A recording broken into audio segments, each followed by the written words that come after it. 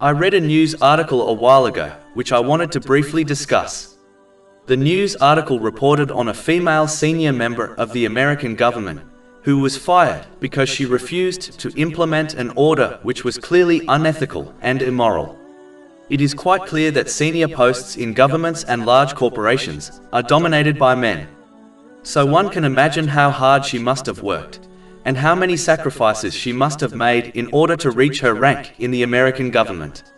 She knew if she refused to follow her superior's orders, she would have lost her job, yet she still did not compromise on her values.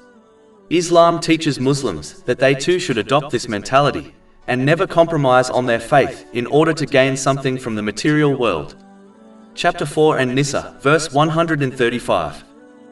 O you who have believed, be persistently standing firm in justice, witnesses for Allah, even if it be against yourselves or parents and relatives. As the material world is temporary, whatever one gains from it will eventually fade away, and they will be held accountable for their actions and attitude in the hereafter. In addition, as they forgot to sincerely obey Allah, the Exalted, the very worldly things they gained through compromising on their faith will become a source of their misery, even if they have some moments of enjoyment. Chapter 9 At-Tawbah, verse 82. So let them laugh a little, they will weep much as a reward for what they have committed. And chapter 20 Taha, verses 124 to 126. And whoever turns away from my remembrance, indeed he will have a depressed, i.e. difficult life, and we will gather, i.e. raise him on the day of resurrection blind. He will say, My Lord, why have you raised me blind while I was once seeing? Allah will say, Thus did our signs come to you, and you forgot, i.e. disregarded them, and thus will you this day be forgotten. On the other hand, faith is the precious jewel which guides a Muslim through all difficulties in this world and in the hereafter safely.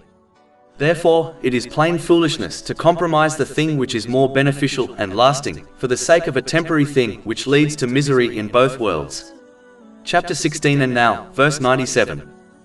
Whoever does righteousness, whether male or female, while he is a believer, we will surely cause him to live a good life, and we will surely give them their reward in the hereafter according to the best of what they used to do.